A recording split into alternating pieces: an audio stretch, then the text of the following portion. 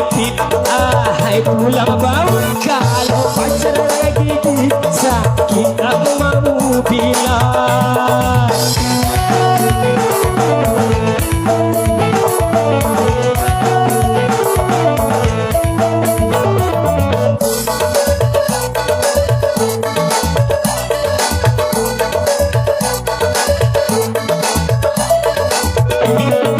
Walaupun sakit tapi tidak dirasa, itu karena adanya rasa cinta.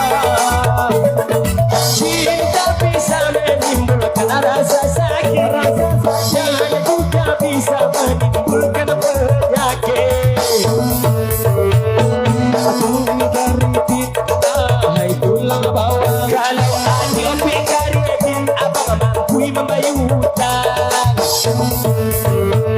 Aku keripik, hai tulang bawang. Kalau adik panen sawit, biar abang tukang timbang.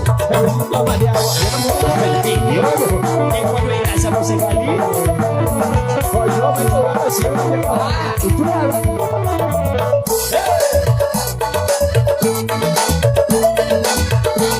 Lama sama yang saya bawa aja. Memang itu.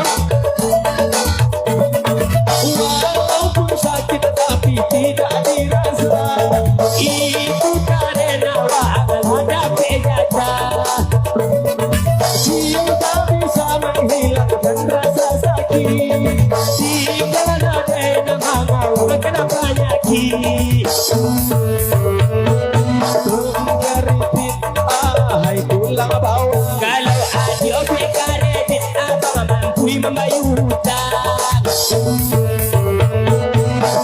Keripik, hai tulang bawang. Kalau ada kalian sakit dan bau beka barakan.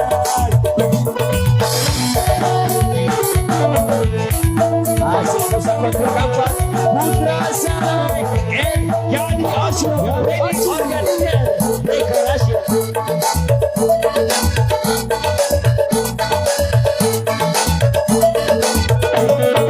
Walaupun sakit tapi tidak dirasa, itu karena adanya rasa cinta.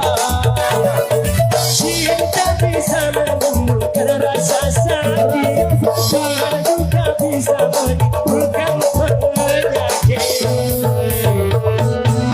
Keripik, hai tulang bawang. Kalau bibir bergigit, sakit bukan kepala. Keripik, hai tulang bawang.